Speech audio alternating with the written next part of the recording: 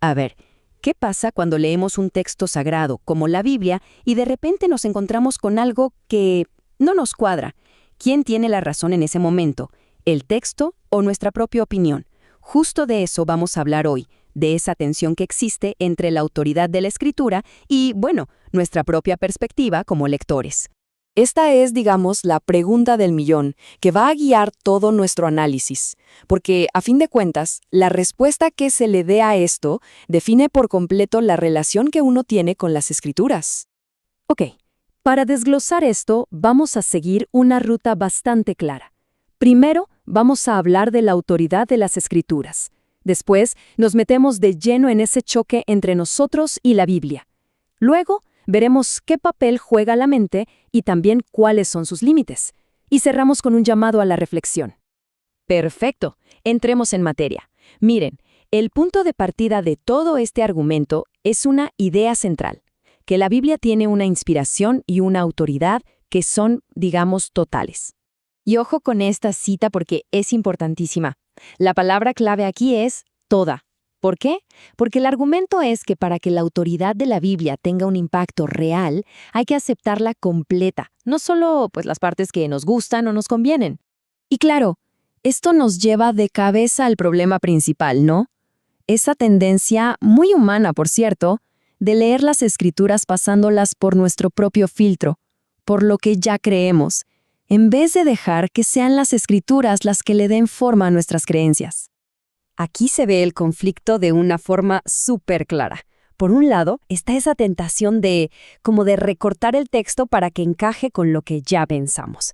Y por el otro lado, está la idea de que es el texto el que debe moldearnos, el que nos corrige. La propuesta es bien directa, ¿eh? No se vale escoger solo los pedacitos que nos gustan, hay que tomarlo todo. Y esta metáfora es fuertísima. La idea es que las escrituras no son una especie de marioneta que uno pueda mover a su antojo para que simplemente confirmen lo que ya se piensa o se quiere escuchar. Y esta declaración viene a reforzar justo eso. Lo que sugiere es que hay una perspectiva divina que es, bueno, completamente diferente y está por encima de la nuestra, de la humana. Y claro, eso exige que nos acerquemos al texto con una actitud de humildad, ¿no? Pero a ver, aquí hay un matiz crucial. Que uno acepte la autoridad de las escrituras no significa apagar el cerebro y listo, para nada. De hecho, el argumento es justo lo contrario. Es una invitación a usar la mente, a involucrarla de lleno. Este versículo se usa como prueba de eso, ¿no? El punto no es ignorar el intelecto, todo lo contrario. La idea es que la divinidad busca precisamente llenar la mente con su conocimiento y su sabiduría. Es más, si uno se fija, la Biblia misma está repleta de ejemplos de diálogo. O sea, vemos conversaciones con Enoc, con Abraham, con Moisés, hasta con Job. Y ni hablar de todos los diálogos de Jesús. Es un patrón que se repite una y otra vez. Dios interactuando, razonando con la gente. Y esta invitación es, bueno, el broche de oro para esta parte. No se trata de un llamado a obedecer a ciegas, sino a sentarse a dialogar, a razonar juntos. Pero aquí viene la otra cara de la moneda.